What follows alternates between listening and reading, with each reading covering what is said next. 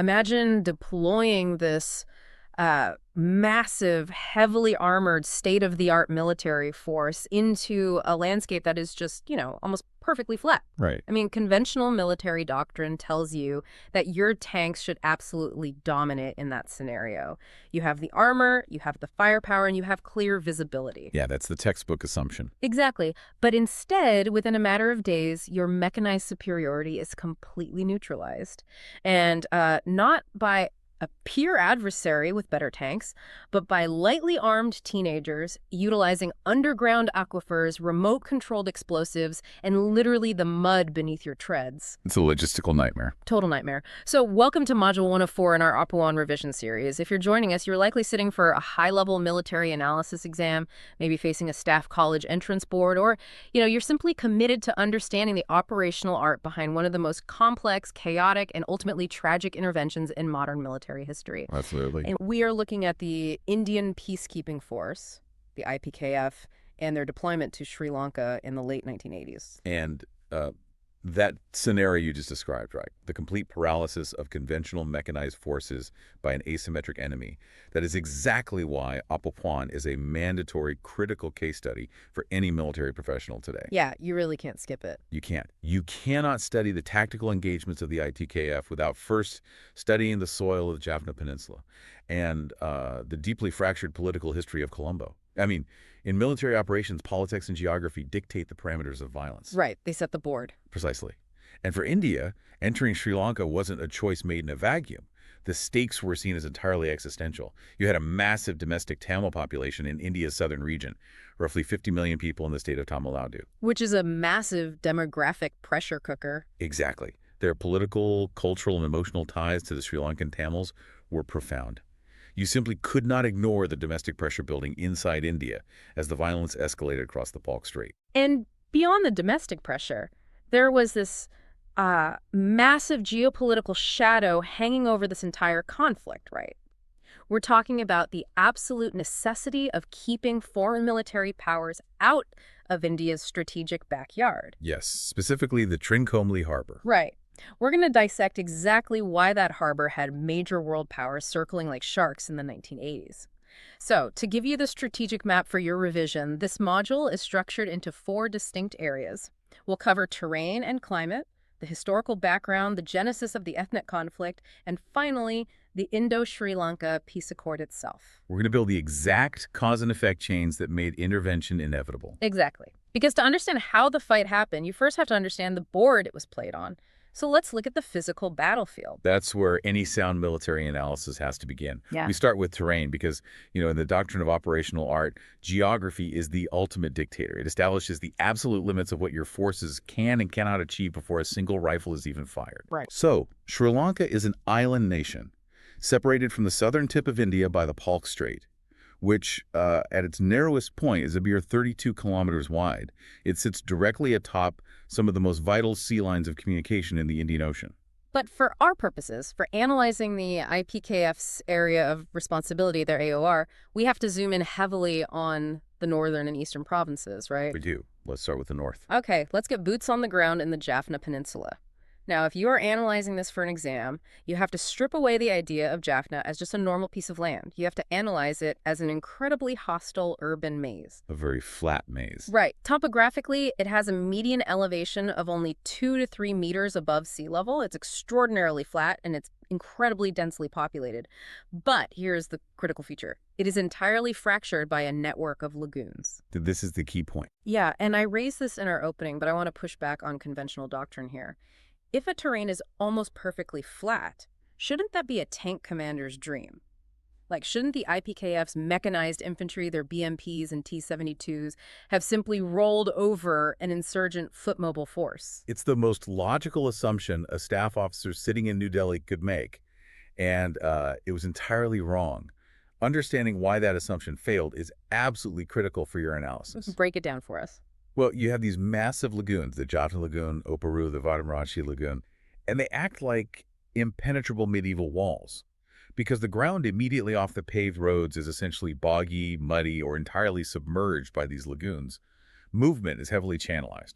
So explain the mechanics of that channelized movement. What actually happens to a mechanized unit here? Okay, imagine you're an Indian mechanized infantry commander. You're sitting in a BMP-2. It's a tracked, heavily armored infantry fighting vehicle designed for the open plains of Punjab or the deserts of Rajasthan. Right, open ground. Exactly. It weighs over 14 tons. So, standard operating procedure when engaged is to fan out, maneuver off the axial road, and flank the enemy position. So you order your driver to veer left off the tarmac. And what happens? Almost instantly, 14 tons of steel sinks deep into a submerged limestone lagoon bed. The tracks just spin in the mud. You are completely immobilized. The entire mechanical advantage of your multi-million-dollar war machine has been erased by, 2 feet of muddy water. You're now just a static pillbox. Wow. And by getting stuck, you've just blocked the rest of your convoy. Exactly. The convoy behind you cannot pass.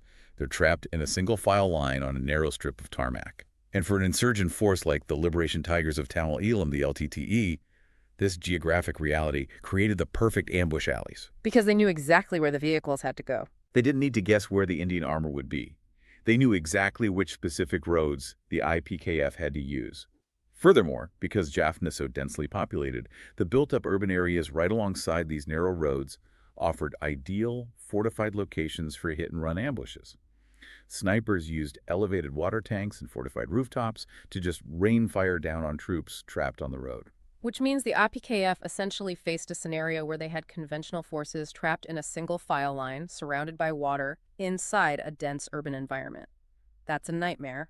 And if we are talking about channelized movement, we absolutely have to highlight the ultimate choke point of this entire theater, Elephant Pass. Yeah, if you are drawing a map for your board, put a massive red circle around Elephant Pass. It is the tactical gateway. It's a narrow strip of land that provides the singular land access to the entire Jaffna Peninsula. So whoever holds it holds the keys to the kingdom. Precisely. Whoever controls Elephant Pass controls the total flow of logistics, heavy reinforcements, and ground movement into or out of Jaffna. If you're defending the peninsula, Elephant Pass is where you concentrate your conventional defensive assets. It is effectively the drawbridge to the castle.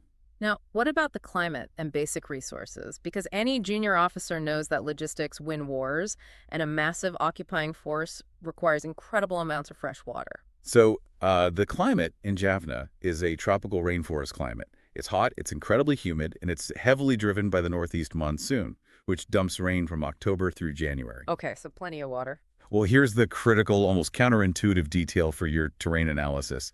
Despite being surrounded by water and getting heavy monsoons, the Jaffna Peninsula has 0 forests, and it has absolutely no streams or rivers. Wait, hold on. If there are no rivers, how is a densely populated urban peninsula surviving? Where is the drinking water actually coming from? The entire population relies on underground limestone aquifers. There are over 1,000 small ponds and wells that tap into the subterranean water network. So if an occupying military force or a defending insurgent force needs fresh water to survive, they are entirely reliant on these specific, localized aquifers. So they become strategic targets. Exactly.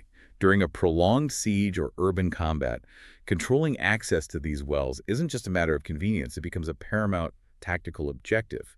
You can force an enemy out of a neighborhood simply by cutting off their access to the local well. Okay, so that's the flat, urban, waterlogged maze of Jaffna in the north. Let's contrast that violently with the region immediately to the south, the Vani. The Vani region, which encompasses districts like Manar, Vavunia, and Mulativo, it's geographically and operationally a completely different beast.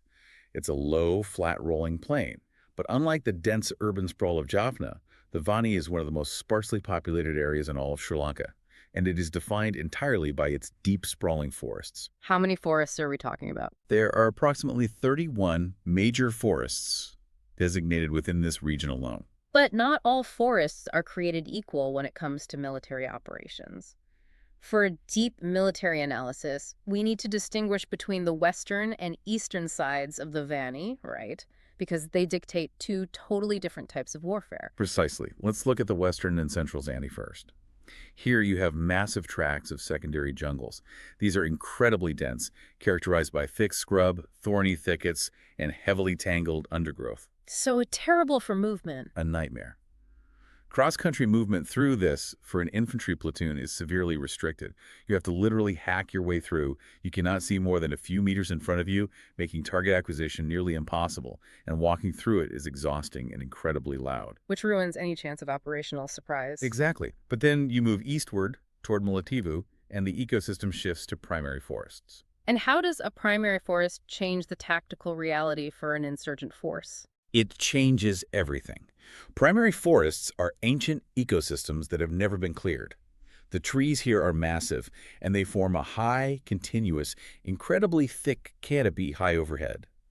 Because this canopy is so dense, it completely blocks the sunlight from reaching the forest floor. Right? And without sunlight, there is very little undergrowth.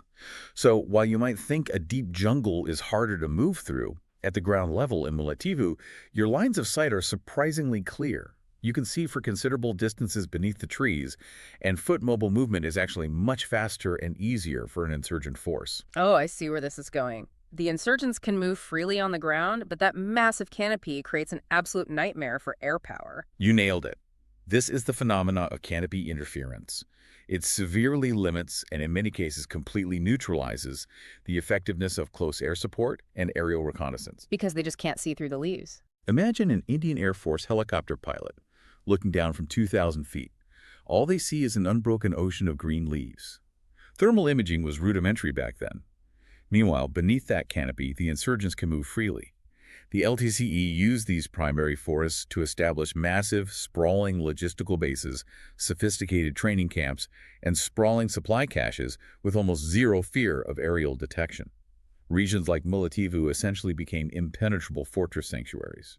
Wow. Okay, finally, we need to sweep the coastal geography, particularly focusing on the eastern province, which includes key areas like Trincomalee, Batticaloa, and Emperai. The eastern province shifts the terrain once again. Here, you're dealing with low-lying coastal plains that are heavily interspersed with lagoons and vast mangrove forests. The mangrove ecosystems, particularly closer to the coastlines, feature incredibly dense, tangled root structures. Perfect for hiding things. Yes. These natural formations offer highly suitable, naturally camouflaged locations for hiding weapons caches, fuel bladders, and small assault boats. And the coastline itself is a massive strategic factor. Sri Lanka possesses a 12 nautical mile maritime boundary. How did the LTTE exploit the sea? For a conventional guerrilla force, the sea usually acts as an impassable boundary. For the LTTE, the sea was an open highway. Sri Lanka's long coastlines, combined with the relative proximity to the Indian state of Tamil Nadu across the Palk Strait, made amphibious operations highly viable. They built a navy, essentially. A very sophisticated maritime logistics network, yeah. This amphibious capability allowed them to continuously smuggle in heavy weapons, millions of rounds of ammunition, vital fuel, and fresh fighters. Conversely, when they were heavily pressured or cornered by military offensives on land, the sea provided an avenue for rapid exfiltration. And we absolutely cannot discuss the Eastern Province without mentioning the crown jewel of the entire theater, Trincomalee Harbor. Trincomalee is a massive, naturally occurring deep-water harbor, featuring extremely well-developed port facilities. To put it still in perspective, it is the 5th largest natural harbor in the entire world. That is massive. During the Cold War era and beyond, its strategic value simply cannot be overstated. A natural deep-water harbor means you can dock massive naval vessels, including nuclear submarines, without needing extensive dredging or artificial infrastructure. Any major foreign power looking to establish a dominant naval presence in the Indian Ocean would view Trincomalee as the ultimate strategic prize. All right, let's consolidate this terrain analysis for the listener. If you are sitting before a staff college board, here are the required module elements you need to lock down for Chapter 1. First, the key locations to remember. Right. You need Elephant Pass, which is your tactical gateway and singular choke point. The Jaffna Lagoons, which forced channelized movement. Trincomalee, the 5th largest natural harbor in the world. And the Bani region, specifically noting the primary forests of Mulativu and the scrub of Vunia. Next, you must integrate these 5 must-remember facts regarding terrain into your answers. Fact 1, Jaffna features absolutely no forests, but is defined by dense urban sprawl and severe lagoon fragmentation. Fact 2, freshwater in Jaffna is sourced entirely from a network of underground limestone aquifers, making well control a tactical priority. Fact 3, the Vani region is highly sparsely populated and contains 31 major forests, offering massive insurgent sanctuaries. Fact 4 Elephant Pass is the singular land access choke point connecting the Jaffna Peninsula to the mainland. And fact 5, the eastern coast's mangrove ecosystems provided ideal, naturally concealed locations for militant caches and amphibious staging. Exactly. Now, the examiners are listening for specific phrasing. Your exam keywords for this section are channelized movement, choke points, amphibious logistics, and canopy interference. And a highly probable question area you might face would be evaluate how the Jaffna terrain neutralized conventional mechanized superiority. And if you are answering that question, you must explicitly link it to the doctrine of operational art. Terrain analysis is not just map reading. It is the absolute first step in force structuring. A conventional force built, equipped, and trained for mechanized warfare on wide-open plains simply cannot apply that same operational art in urban lagoon choke points. You can't force a square peg into a round hole. No. If a commander tries to force a plains warfare doctrine into a lagoon environment, they will face severe, rapid attrition. The fundamental lesson is that the terrain dictates the tactics, not the other way around. So the geography essentially trapped the IPKF in these urban kill zones. But to understand why the LTTE were defending those lagoons and fighting from those rooftops with such absolute suicidal fanaticism in the first place, we have to look at the socio-political trap that was sprung on them decades earlier. The history is just as vital as the geography. Right. The physical isolation of the Jaffna Peninsula perfectly mirrors the political isolation of the Tamil people starting in 1948. This brings us to Chapter 2, Historical Background, the seeds of the conflict. Because terrain sets the physical stage, but history dictates exactly who is pulling the trigger and why. How did an island nation fracture so violently? To trace those fault lines, we have to start by analyzing the core demographic split. The documented historical narrative, which is deeply tied to the national identities of both sides, begins with Aryan colonizers arriving from regions like Bihar, Bengal, and Gujarat in northern India around the 4th century BC. Okay. These settlers eventually form the Sinhalese majority. They are largely Buddhist, specifically following the more orthodox Hinayana school, and they constitute roughly 74% of the island's population. It's crucial to understand that Buddhism isn't just a religion here. It provided the Sinhalese with a profound existential sense of national purpose, historical identity, and cultural ownership of the island. And then on the other side of this demographic divide, we have the Tamil minority. Yes. Successive historical incursions and migrations by Tamil groups of Dravidian origin coming across the strait from Tamil Nadu gradually forced the Sinhalese kingdoms to withdraw further southwards. By the 12th century AD, you had established Tamil domination in the northern regions and significant parts of the east. And they're largely Hindu, right? Mostly Hindu, yes, and they make up roughly 18% of the total population when combined. But here, if you are writing an analysis, you must make a critical historical distinction. You have to explain the fundamental difference between Sri Lankan Tamils and Indian Tamils. This is a vital distinction because their historical trajectories and how the state treated them were initially very different. Let's break this down. Sri Lankan Tamils are the historic inhabitants. They reside primarily in the northern and eastern provinces and trace their lineage and presence on the island back many centuries. They view these areas as their traditional historical homeland. Okay, and the Indian Tamils. Indian Tamils, on the other hand, represent a much later demographic insertion. They were brought to the island post-1837 by the British colonial administration. The British found the central highlands of the island to be absolutely ideal for lucrative tea, coffee, and coconut plantations. So they needed a massive workforce. Exactly. To work these estates, they imported massive numbers of Tamil laborers directly from India as indentured labor. By the time Sri Lanka reached independence, these Indian Tamils numbered around 1 million people. So the colonial era deeply altered the demographic makeup, but it also fundamentally inverted the economic and administrative landscape.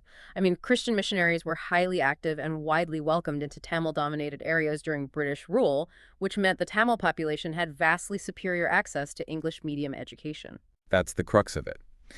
And in a British colony, English education was the absolute key to power and upward mobility.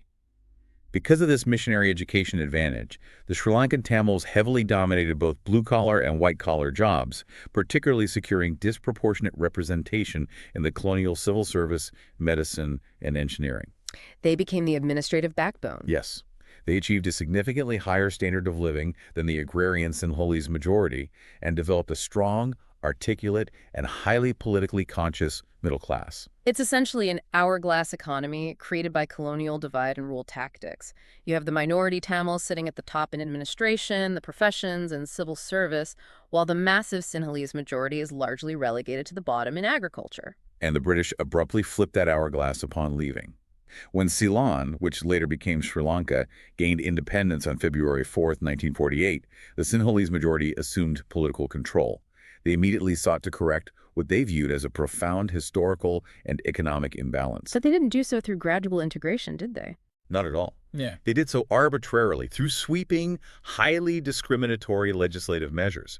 This is where we trace the definitive cause-effect and military consequence chain that leads directly to war. Let's build that chain link by link.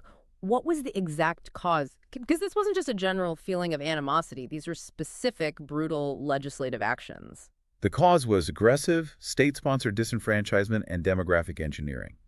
Almost immediately after independence, the ruling United National Party passed the 1948 Citizenship Act.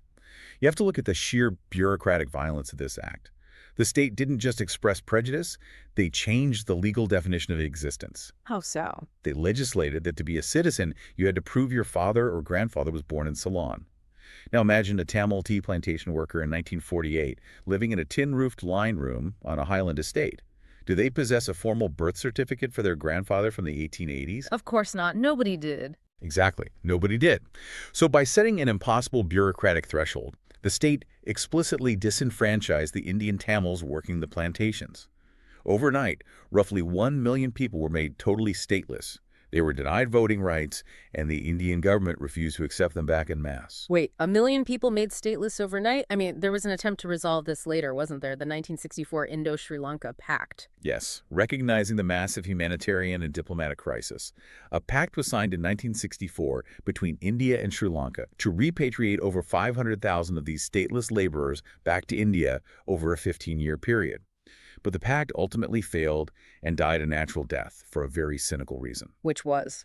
The Sri Lankan government quickly realized that if this vast, incredibly cheap workforce actually left, their highly lucrative tea industry, which was the backbone of their foreign exchange, would instantly collapse. So the stark economic dependence on tea completely superseded the political desire to remove the population. The laborers remained largely stateless and disenfranchised. And the discriminatory policies soon targeted the Sri Lankan Tamils in the north and east as well. It went far beyond just citizenship. Much beyond. Successive Sinhalese governments, whether it was the United National Party or the Sri Lanka Freedom Party, consistently used deeply divisive ethno-nationalist rhetoric to consolidate the Sinhalese majority vote. In 1956, they passed the Sinhala-Only Act, making Sinhala the sole official language of the government. Which effectively locks out anyone who doesn't speak it. Exactly. This severely disadvantaged the Tamil civil servants, forcing many out of their jobs because they couldn't work in Sinhala. The state also enacted university standardization policies that required Tamil students to achieve higher exam marks than Sinhalese students to enter universities. Wow. They provided special elevated constitutional protection for Buddhism.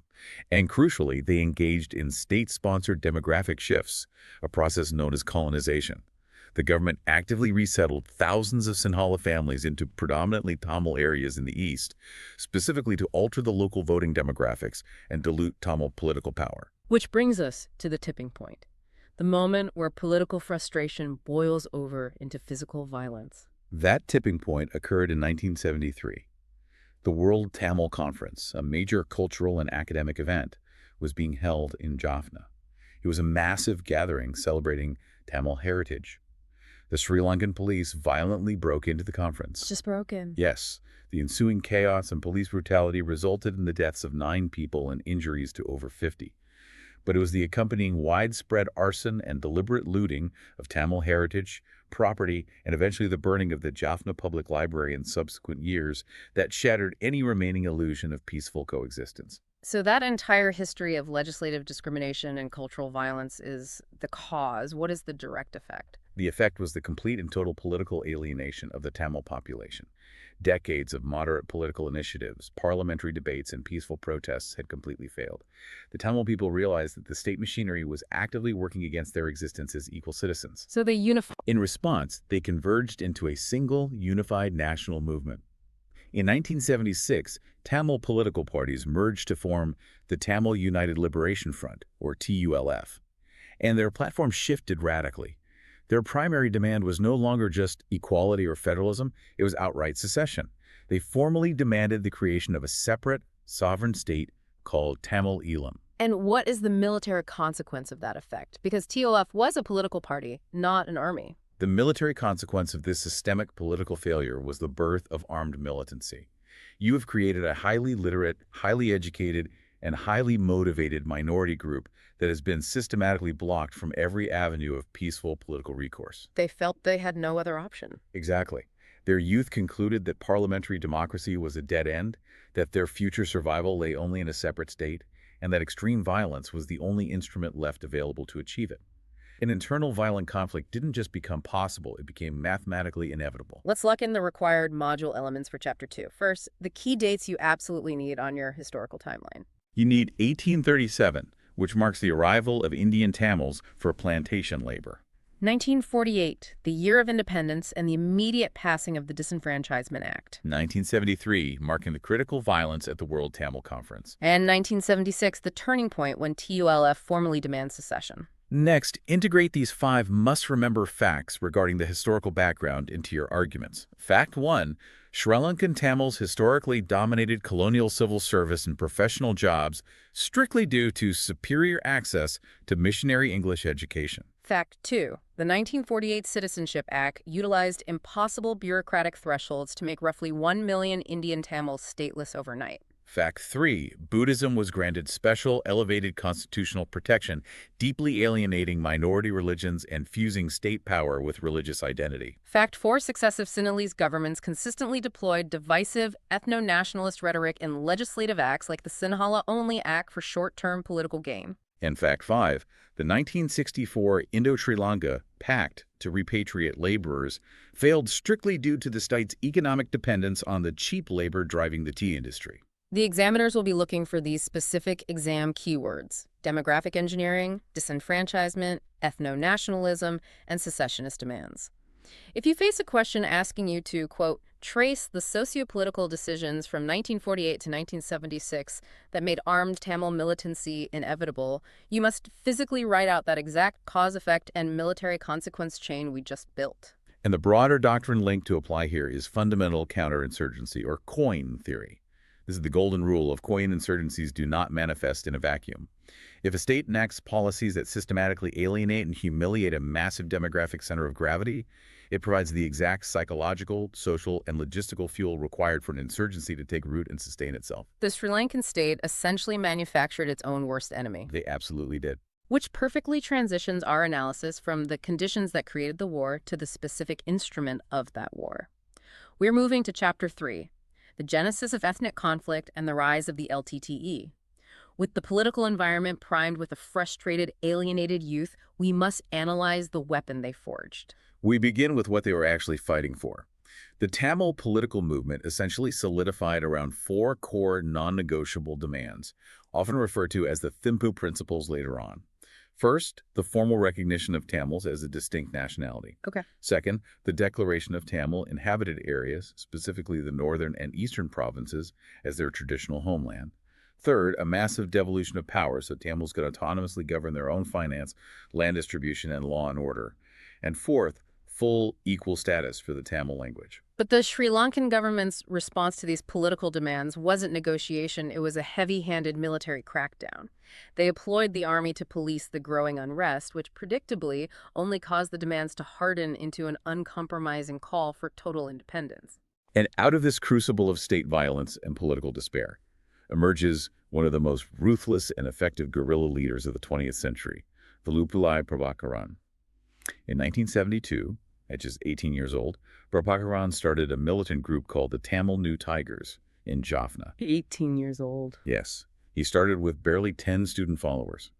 He was relatively unknown until 1975, when he gained massive public notoriety by personally assassinating the mayor of Jaffna, Alfred Doryapa, as he was entering a Hindu temple. A targeted assassination. Very targeted. This assassination was framed as direct retaliation for the mayor's perceived collaboration with the government during the 1973 World Tamil Conference violence. In 1976, Prabhakaran restructures and rebrands his group as the Liberation Tigers of Tamil Eelam, the LTTE. But the LTTE weren't the only militant group operating at this time, were they? Weren't there dozens of factions? Far from it. Initially, the Tamil militant landscape was highly fractured. There were around 37 different Tamil militant groups operating, ranging from Marxist revolutionaries to pure nationalist fighters. Some of the major rival groups included TILO, PLOT, and EPRLF. So how did the LTTE come out on top? Prabhakaran was incredibly far-sighted and utterly ruthless in his pursuit of absolute political and military supremacy. He realized that a fractured insurgency would easily be defeated by the state. So the LTTE systematically turned their weapons on their own people. Wow, an internal A purge. massive one.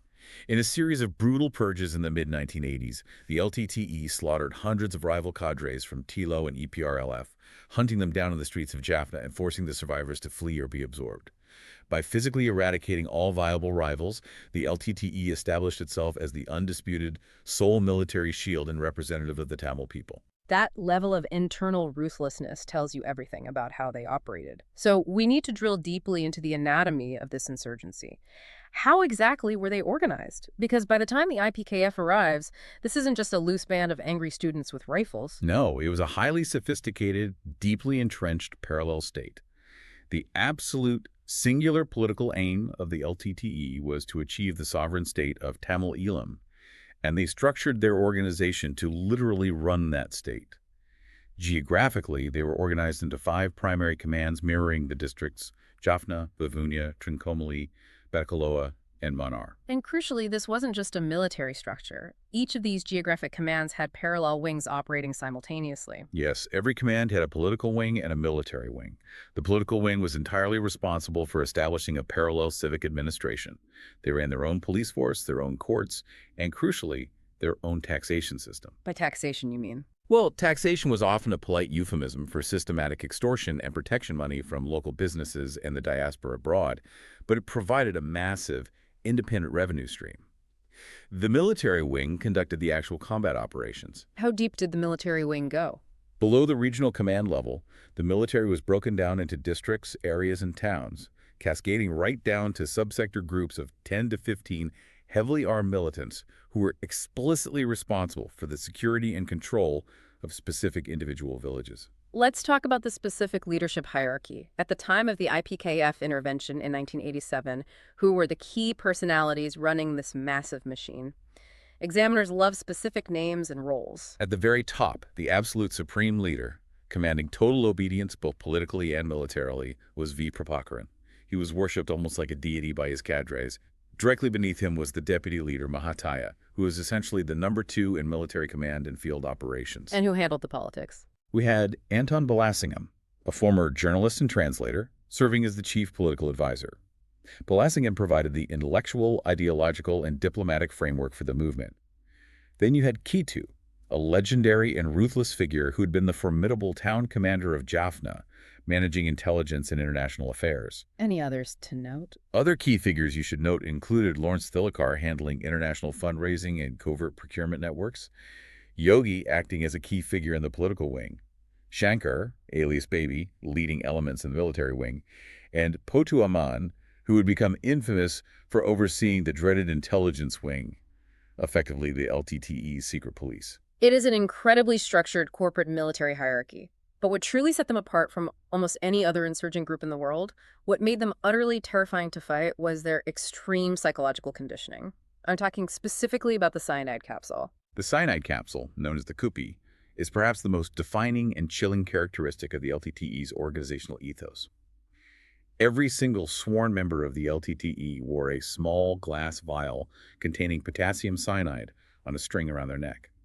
The mandate from Prabhakaran was absolute and uncompromising. If you are cornered, if you are captured by the Sri Lankan army or the IPKF, you immediately bite down on the capsule. From a pure intelligence and counterintelligence perspective, that is a dark masterstroke. How exactly does that impact a conventional military force trying to fight them? It creates absolute operational security by entirely breaking the interrogation tree. In conventional counterinsurgency, you capture an enemy combatant, you interrogate them, you break them, and they give up the location of a safe house, a weapons cache, or their commanding officer. You raid that location, capture more people, and roll up the network. But with the LTTE, The IPKF and Sri Lankan forces quickly realized that capturing an LTTE fighter would yield exactly zero actionable intelligence. There would be no interrogations, no compromised safe houses. The intelligence trail died the moment the capsule was bitten. that's chilling. But beyond the sheer counterintelligence value, the cyanide culture cultivated an aura of extreme, almost inhuman fanaticism. It communicated an absolute, uncompromising commitment to the cause. It terrified their enemies, who realized they were fighting ghosts who preferred death to surrender, and it elevated the fighters to a demigod martyr status among their local civilian supporters. They truly believed power flowed exclusively from the barrel of a gun, and they were willing to die to prove it. So how did they actually fight? What was the LTTE's true operational capability when the Indian Army arrived? The IPKF initially faced a highly motivated core force of roughly 4,000 highly trained militants. Crucially, this included a highly dedicated and lethal cadre of about 500 women, known as the Birds of Freedom, who fought fiercely on the front lines. And what were they armed with? They were equipped with around 2,000 modern weapons, predominantly AK-47s, SLRs, G3 rifles, and heavy machine guns, heavily supplemented by RPGs and various mortars. But they completely lacked conventional heavy support. They had zero armor. They had zero close air support. They had no artillery batteries. How does a force of 4,000 light infantrymen hold off massive, heavily armored conventional armies? By transitioning into the ultimate hybrid insurgent force.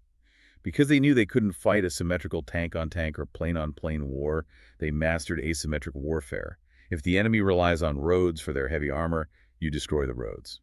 They became absolute pioneers in the innovative engineering and tactical use of improvised explosive devices, or IEDs. So they made their own artillery. Exactly. They didn't just use standard landmines, they manufactured their own highly lethal hand grenades, directional claymore mines, and heavy mortars in hidden jungle factories. And their use of IEDs was devastatingly sophisticated. We aren't just talking about tripwires.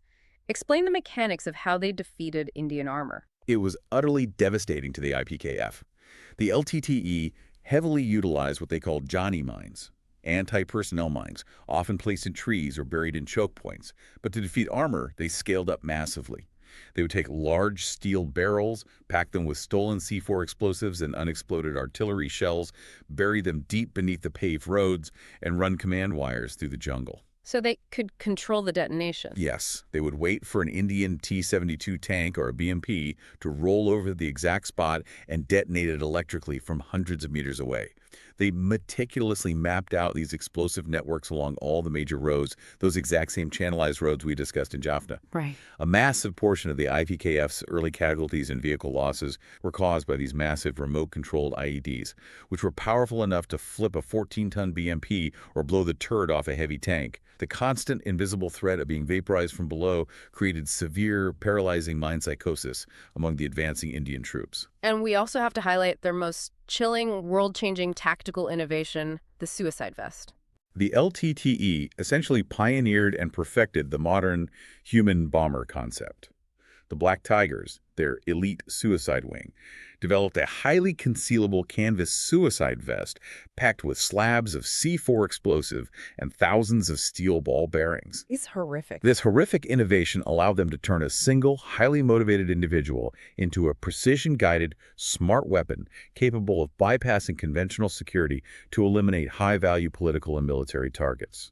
The blast radius and shrapnel effect were devastating. Later in the war, they expanded this exact kamikaze style to stealth sea attacks using explosive-laden speedboats and eventually even light aircraft. But they weren't invincible super soldiers. They had critical flaws. If you are an IPKF commander analyzing the enemy, what were their operational weaknesses? Their training was undoubtedly rigorous. A grueling 3-month cycle focusing on intense physical conditioning, advanced weaponry, and field engineering. But they had two very distinct, exploitable Achilles heels. What was the first one? First, they suffered heavily from night blindness. The LTTE was primarily a daytime fighting force. They lacked advanced night vision technology and relied heavily on visual command signals. During the night, their rate of fire became wildly inaccurate, their coordination broke down, and they tended to panic if actively engaged in the dark. And the second weakness. Second, they had a profound, deeply ingrained fear of isolation. Because guerrilla fighters rely entirely on the local civilian population for their food, their hidden ammunition caches, and their early warning intelligence, they cannot survive if cut off. If a conventional force managed to successfully bypass a strong point and physically isolate an LTTE unit, severing their logistical tail in civilian contact, the cadres would often panic, lose cohesion, and frequently abandon their fortified positions. Okay, let's lock in Chapter 3 for the examiners. The required module elements you need to commit to memory. First, the important personalities. V. Prabhakaran, the absolute supreme leader, Mahataya, the deputy military commander, Anton Balasingham, the chief political advisor, and Kitu, managing intelligence and international affairs. Your 5 must-remember facts regarding the genesis of the conflict.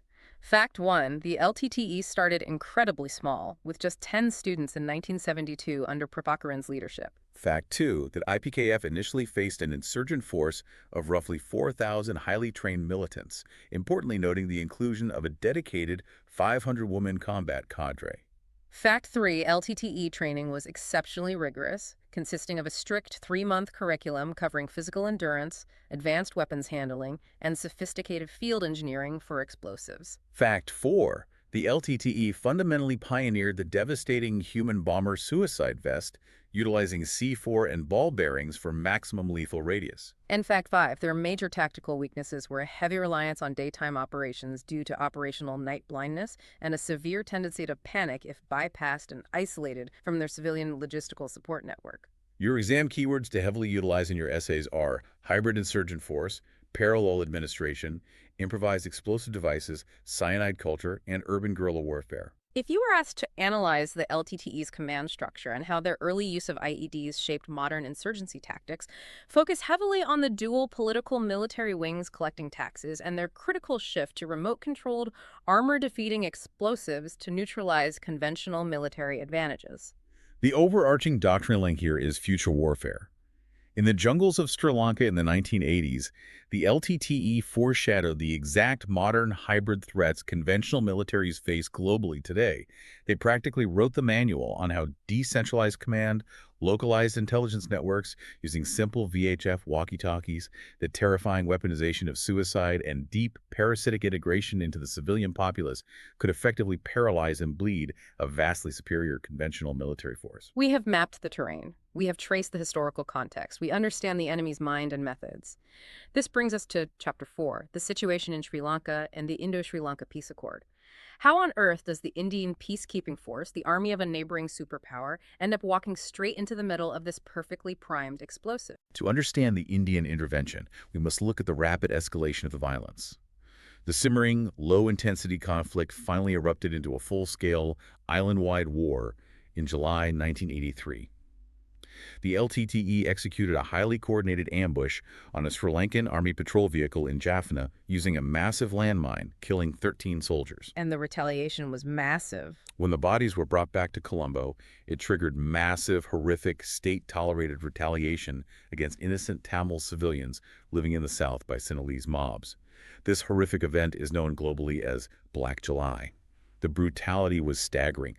To give you one example, at the maximum security Welakata prison, Sinhalese convicts, with the active connivance of the prison authorities, broke into the Tamil wings and brutally slaughtered 53 Tamil political prisoners in their cells. That's horrifying. Black July resulted in widespread arson, thousands of deaths, and over 50,000 Tamil refugees fleeing their burning homes in the South. It is universally considered the true starting point of the all-out civil war. Fast forward through 4 years of increasingly brutal, grinding warfare to May 1987, the Sri Lankan government decides to end it once and for all. The Sri Lankan army launches Op Liberation, also known as the Vadamarachi Operation. Op Liberation was a massive, conventional military offensive. The Sri Lankan military mobilized thousands of troops and effectively cornered the core LTTE fighters in the Vadamarachi region of the Jaffna Peninsula. To finally break the LTTE's resistance, the military resorted to extreme siege measures. They cut them off entirely. They completely blockaded the peninsula, cutting off all supplies, food, fuel, medicine, everything to Jaffna. This military action instantly created an immense, severe humanitarian crisis and starvation conditions for the hundreds of thousands of civilians trapped alongside the militants. And this is exactly where India's strategic compulsions kick in. The Indian government, sitting just across the narrow Palk Strait, couldn't just look away while Jaffna starved. Absolutely not. The pressure mounting on the Indian government, led by Prime Minister Rajiv Gandhi, was intense and twofold. First, there was massive domestic political pressure. Over 1.2 lakh, that's 120,000 destitute Tamil refugees had already poured across the strait into India. So the local population is enraged. The 50 million Tamils living in the Indian state of Tamil Nadu were outraged by the blockade and the daily reports of civilian casualties. There were massive protests, and there were very real, acute fears in New Delhi that this intense ethnic and linguistic unrest could spill over the border and threaten the internal stability of the Indian state itself. And the second pressure was pure high-stakes geopolitics, the Cold War paranoia over foreign intervention in the Indian Ocean. Yes, the Sri Lankan government under President J.R. Jaywardene was desperate. They realized they were struggling to contain the Tamil militancy in the north, while simultaneously fighting a completely separate, highly violent Marxist-Leninist insurgency in the south, led by a group called the JVP. A two-front war. Fighting a two-front war, Sri Lanka started aggressively courting external military and intelligence support. They were actively seeking and receiving assistance from the U.S., the U.K., specifically utilizing former SAS mercenaries, Israel's Mossad, and crucially, India's primary rival, Pakistan. There were serious diplomatic murmurs of Sri Lanka providing these foreign powers with base access, specifically offering up the massive Trincomalee harbor we discussed earlier. I have to stop you there, because for the Indian military establishment, a foreign military base at Trincomalee is an absolute non-negotiable red line. If the U.S. or Pakistan anchor submarines there, it directly threatens the entire southern seaboard of India. Precisely. India's strategic objective crystallized very quickly. They had to deter the involvement of foreign powers inimical to India's interests, they had to neutralize the dangerous centrifugal political forces brewing in Tamil Nadu, and they needed to force a political solution that respected the genuine democratic aspirations of the Tamil people while firmly maintaining Sri Lanka's territorial integrity. India did not want a fractured, unstable island on its border. So, when Sri Lanka completely ignored India's diplomatic requests to halt the Jaffna offensive and lift the blockade, Prime Minister Rajiv Gandhi decided to flex India's military muscle. India launched Op Pumalai. It was an incredible escalation. Initially, India sent a convoy of unarmed wooden naval boats carrying humanitarian relief supplies. When this flotilla was aggressively blocked and turned back by the Sri Lankan Navy, India escalated dramatically. In Operation PAWAN, the Indian Air Force launched 5 AN-32 transport aircraft, heavily escorted by heavily armed Mirage 2000 fighter jets, and forcefully airdropped 25 tons of dal, rice, and medical supplies directly over the besieged city of Jaffna. It's a massive show of force. It was a stark, undeniable demonstration of India's military intent and its sheer capability to project power into Sri Lankan airspace at will. Realizing they were hopelessly overstretched, fighting two vicious insurgencies, and now facing the massive, terrifying weight of direct Indian military intervention, Sri Lanka's President Jaywardene executes a massive strategic pivot. He decides to make peace with the Tamil militants in the north, using India as the primary broker and enforcer. Which would free up his troops. Right. This move would ideally free up his entire military to turn south and crush the Marxist JVP rebellion. This desperate calculus leads directly to the drafting of the Indo-Sri Lanka Peace Accord, signed on July 29, 1987. The accord was an incredibly ambitious, sweeping diplomatic document. On paper, it mandated a complete ceasefire within 48 hours of signing. The militant groups were required to physically surrender their weapons within 72 hours. In return, all Sri Lankan security forces were ordered to withdraw to the barracks they occupied prior to the May 1987 offensive. Okay, so a full reset. The restrictive state of emergency in Sri Lanka was to be lifted by August 15. Most importantly for the Tamils, the northern and eastern provinces were to be officially merged into a single administrative unit governed by an elected provincial council, finally granting the Tamils the substantial devolution of political power they had sought for decades. Okay, I have to push back heavily here. I need to point out the glaring, absurd flaw that dictates every single drop of blood spilled afterward. This accord was an agreement drafted and signed exclusively between the government of India and the government of Sri Lanka.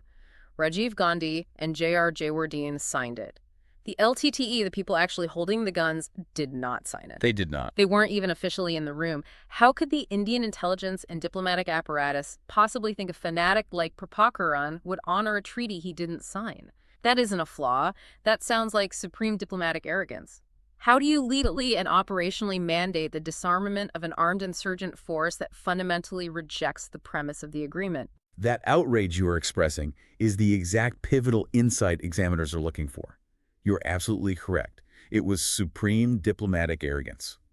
The political and military disconnect was entirely fatal from day one. The assumptions underlying the accord were deeply, disastrously flawed. Because they bypassed the main actors. Because the Tamil militant groups weren't official signatories, India arrogantly stepped in as the official guarantor of their compliance under Clause 2.14 of the accord. Furthermore, under Clause 2.16, India committed its own military assistance to physically implement the proposals if requested by Sri Lanka. Let me get this straight. India legally agreed to deploy its army to enforce a treaty on a heavily armed, fanatically suicidal guerrilla group that fundamentally opposed the treaty because a provincial council fell drastically short of their ultimate goal of full independence. Yes. The LTTE accepted the accord only very reluctantly, under intense threatening coercion from Indian intelligence agencies. But the formal treaty wasn't the only leverage used.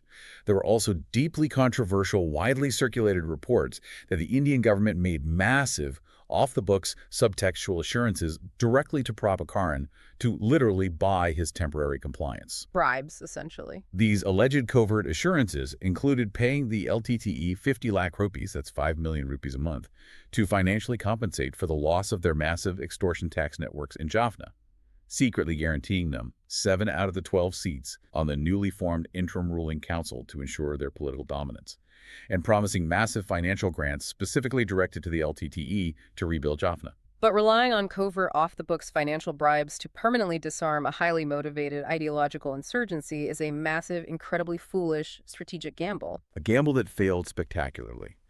To oversee this monumental and incredibly complex task, a core group was formed at the highest levels in Delhi. It was chaired by the Minister of State for External Affairs and included the chiefs of the 3 military services and the heads of the major intelligence agencies. A core group cell operated directly out of the Military Operations Directorate in Delhi. They were the ones who formulated the specific operational mandate for the IPKF. And what exactly was the IPKF ordered to do? The IPKF's mandate was officially drafted as a peacekeeping operation. They were ordered to physically separate the warring factions, ensure the ceasefire held, take over the surrendered weapons from the militants, ensure the physical dismantling of newly erected Sri Lankan army and air force camps in the Vani, and eventually take over maintaining basic law and order in the provinces. But as you just established, it was a peacekeeping mandate written for a violent environment where there was absolutely no peace to keep. The political objectives in New Delhi were utterly, disastrously misaligned with the violent military realities on the ground in the urban lagoons of Jaffna and the deep, primary forests of the Vani. Let's finalize Chapter 4's module elements so you have everything for your revision. First, the key dates to anchor your timeline. July 1983, Black July, which triggered the true start of the all-out war. May 1987, the massive upliberation offensive and blockade of Jaffna. And July 29, 1987, the signing of the deeply flawed peace accord. And here are your 5 must-remember facts for the intervention. Fact 1, the horrific 1983 Black July riots, triggered by an LTTE ambush killing 13 soldiers, resulted in mass atrocities and marked the definitive start of full-scale conflict. Fact 2, Sri Lanka was simultaneously fighting 2 vicious separate wars: the Tamil LTTE insurgency in the north and the Marxist JVP insurgency in the south. Fact 3, India intervened militarily primarily out of geopolitical fear that foreign military bases, especially at the Trincomalee Deepwater Harbor, would directly threaten its southern seaboard. Fact 4, the IPKF's formal mandate explicitly included the impossible tasks of taking over militant weapons and physically dismantling newly built Sri Lankan Air Force and Army camps. And fact 5, a high-level core group cell managed the strategic higher direction of the intervention, operating directly out of the Military Operations Directorate in New Delhi, far removed from the ground realities. Your essential exam keywords for this final section are Apapumalai, tripartite dynamic, peacekeeping mandate, core group, and strategic backyard. A highly likely possible question area you will encounter is, critically evaluate the political assumptions underpinning the Indo-Sri Lanka Peace Accord and why they placed the IPKF in a strategically vulnerable position from day one. And the overarching military doctrine link to apply to that exact question is the absolute principle of war regarding the selection and maintenance of the aim. If your primary political objective, which was to peacefully enforce a treaty on a non-signatory, is completely misaligned with the violent military realities of an unyielding, heavily armed insurgent force, your mission will inevitably violently morph. It will rapidly shift from passive peacekeeping to active peace enforcement, which is simply a polite bureaucratic term for brutal combat. And brutal high-casualty combat in the unforgiving urban lagoons of Jaffna is exactly what awaited the arriving Indian troops. All right, that concludes the primary strategic briefing for Module 1. Let's move immediately into our 5-minute rapid recall revision. We're going to lock in the absolute, non-negotiable takeaways you need to be able to recite for this exam module. Let's run through it systematically. First, geography. Geography dictated the limits of the fight. You cannot maneuver heavy 14-ton armor in the flat, lagoon-fractured, densely populated maze of Jaffna. The terrain forces channelized highly vulnerable urban combat along single-file roads. Conversely, in the Vani region, the ancient primary forests of Mullaitivu provided massive, unobservable sanctuaries for the insurgents due to the high canopy interference blocking air support. Second, history. Decades of aggressive demographic engineering and targeted disenfranchisement by the state, culminating in the horrific violence of the 1983 Black July riots, guaranteed an entirely alienated Tamil population. This political failure provided the insurgency with its most vital, irreplaceable asset, a deeply supportive, motivated civilian base. Third, the enemy. Prabhakaran's LTTE was not a ragtag militia. They systematically eradicated all rival militant groups to become a highly disciplined, fanatical, hybrid insurgent force. While they entirely lacked conventional air cover and armor, they aggressively neutralized the IPKF's conventional superiority by pioneering the devastating use of remote-controlled, armor-defeating IEDs and perfecting the terrifying psychological weapon of the human suicide vest. Fourth, the mandate. The 1987 Indo-Sri Lanka Accord was fundamentally politically flawed from its conception. Driven by India's paranoia over foreign naval bases in Trincomalee, the treaty forced the IPKF into the legally and operationally impossible position of acting as a military guarantor to forcibly disarm a fanatical insurgent force that had never officially signed the surrender agreement. To help you instantly lock this complex framework into your mind, we use a simple memory trigger. When you sit down in the exam hall and open your paper, I want you to write down the acronym THEM, them. T is for terrain. Remember the stark operational contrast? The boggy urban lagoons of Jaffna severely restricting ground armor versus the thick primary Vani jungles severely restricting close air support. A is for history. Trace the direct line of cause and effect from the bureaucratic violence of the 1948 Disenfranchisement Act to the explosion of physical violence in the 1983 Black July riots. E is for enemy. Prabhakaran's highly organized hybrid LTTE, brilliantly structured with dual parallel political and military wings, funded by a parallel tax system, and bound by a terrifying cyanide culture that defeated conventional intelligence gathering. M is for mandate. The fatally flawed 1987 Peace Accord, driven by India's absolute fear of foreign bases in Trincomalee, completely missing the single most critical element, the LTTE signature. Having comprehensively understood exactly why India entered Sri Lanka and the treacherous strategic board they walked onto, the next module analyses how the IPKF planned, deployed, fought the LTTE, and violently adapted from peacekeeping to combat operations. We wish you the absolute best of luck on your continued revision. Keep studying the map, keep analyzing the terrain, and above all, keep questioning the doctrine. The answers to the catastrophic military failures of tomorrow are always written in the operations of the past. Until the next module, dismiss.